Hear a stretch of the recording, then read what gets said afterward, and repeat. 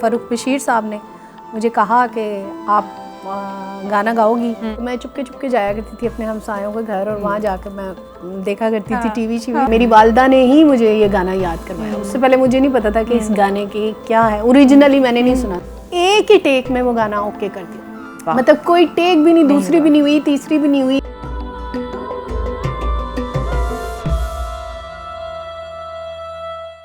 Family की तरफ से एक सपोर्ट था, वो कैसा था? अच्छा, अम्मी मेरी मुझे करती थी सपोर्ट, अब्बू जो हैं वो बिल्कुल भी नहीं करते थे। उनको तो बिल्कुल पसंद नहीं था। इवन देन के मेरे घर में जब मैं मिडिल में गई एंड देन हमारे घर में टीवी आया। उससे पहले हमारे घर में टीवी भी नहीं था। तो मैं चुपके चुपके जाया करती थी अपने हमसायों के घर और वहाँ जाकर मैं देखा करती थी टीवी शीवी। तो मुझे बहुत क्रेज़ होता था कि मैं गाऊं और फिर अपने छोटे बहन भाई, जो बड़े बहन भाई भी, छोटे बहन भाई भी, सबको बिठा के कभी स्त्री का स्विच, कभी किसी चीज़ का स्विच पकड़ के या हाथ में कोई चम्मच पकड़ माइक के बनाकर उसको? हाँ, माइक बना के। तो मैं कहा करती थी अपनी बड़ी बहन को या भाइयों को कि तुम कहो कि अब आ रही हैं उमेरा, अरशद। अच्छा, वो क्लैप के साथ दूसरे जो बहन भाई हैं वो फिर क्लैप करते थे। हाँ, तो मुझे बहुत बहुत शौक था। स्कूल में भी मैं अपने जितने भी मेरे होते थे वहाँ पर आगे होती। हाँ जी, जब तराने पढ़ने होते थे डिवीज़न लेवल पे भी मैं मुकाबले जीतती थी, नातों के मुकाबले भी जीतती थी। तो वहीं से ही सब लोग इतना कहते थे कि ये बहुत अच्छा गाती है, बहुत अच्छा गाती है। तो वहाँ से मुझे बहुत ज़्यादा जो है वो क्रेज़ एक हिसाब का हो गया कि मैंने गाना है हर। तो प्रोफेशनली पहली बार किसने आपकी आवाज़ को सुना, पहला गाना कौन सा गाया, और जो वो एक्सपीरियंस रहा वो किस उम्र में और कब हुआ? अच्छा, मैं बहुत ही अर्ली एज में जो है, बहुत ज़्यादा अर्ली एज में शायद कोई 12-13 साल की होंगी जब मैंने सदा हूँ अपने प्यार की गाया। तो वो गाना मेरी मेमोरी में, और वो that was the super hit song, बिल्कुल इतना खूबसूरत। और वो जो आपकी पेरेंट्स भी थी, आई स्टिल रिमेंबर, कितनी खूबसूरत पीटीवी का वो दौर था। और वो जिस तरीके से वो स्टेज एक लंबा सा वो जा रहा है और वहाँ पे बहुत ही खूबसूरत एक वो एरा था। और उस गाने ने तो आते ही धूम मचा दी थी। हम लोग रेडियो गए थे मजलिस पढ़ने के लिए, जैसे नोहा खानी करने के लिए, मेरी वालदा और हम लोग। तो वहाँ पे उन्होंने मेरी आवाज़ सुनी। अब्दुल सत्तार साहब थे वहाँ पे, सत्तार साहब थे शायद। तो उन्होंने फिर मुझे भेजा, हमें पीटीवी पे भेजा नात ख़वानी के लिए। तो जब हम वहाँ गए तो वहाँ पे फिर फ़ारूक बशीर साहब ने मुझे कहा कि आप गाना गाओगी। तो मैं तो एकदम मतलब सरप्राइज़ हो गई कि मुझे गाने की ऑफ़र उन्होंने कर दी। मैंने कहा जी बिल्कुल मैं तो गाऊंगी।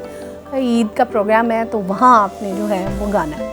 तो मैंने कहा ये तो वाह हो गया। हाँ, कि मैं तो सोचा नहीं हुआ था, उससे पहले सोचा नहीं होता कि शौक है, सब लोग इतना प्रेस कर रहे हैं तो भाई ये तो मैंने करना ही करना है, या सिंगर तो मैंने बनना ही बनना है।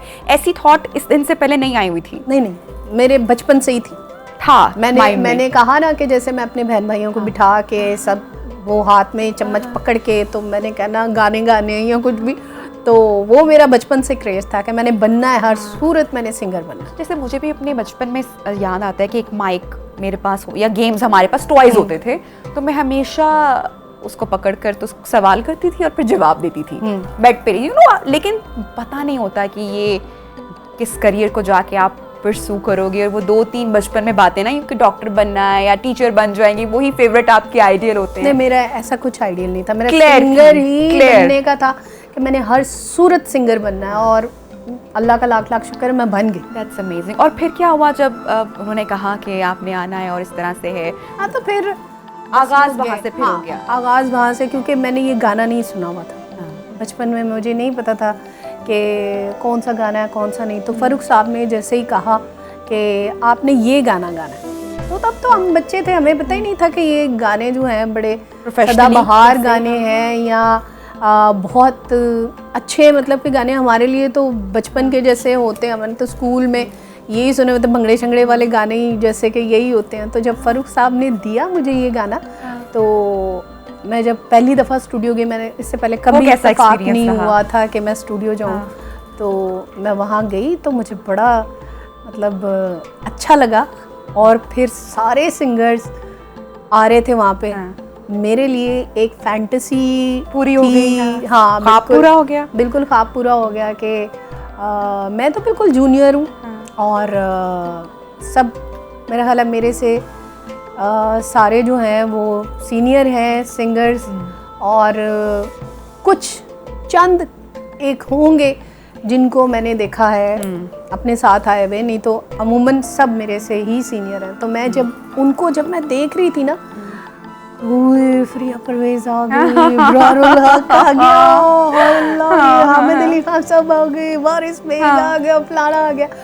तो मुझे ऐसे लग रहा था कि जैसे बहुत ही कोई बड़ी चीज़ मेरी ज़िंदगी में हो रही है। और मैं बड़ी मतलब थोड़े दिल वाली बंदी थी, तो जब मैंने उन्हें देखा तो मैंने कहा है मैं तो बिल्कुल नहीं हूँ। तो जैसे जैसे उनके भंगड़े शंगड़े वाले गाने थे, तो मैं जब मेरा गाना था तो अम्मी ने मुझे ये गाना याद करवाया, मेरी वालदा साहिबा ने गाना याद कराया। मैंने मैडम जी से नहीं सुना हुआ था तब कि वो गाना क्या है, मेरी वालदा ने ही मुझे ये गाना याद करवाया। उससे पहले मुझे नहीं पता था कि इस गाने की क्या है, ओरिजिनली मैंने नहीं सुना था, बस अम्मी ने मुझे जो याद करवाया मैंने वही याद किया। अच्छा, ये जिन लोगों का आपने भी नाम लिया, बड़े बड़े नाम, ऑब्वियसली उनमें आपका भी शुमार होता है।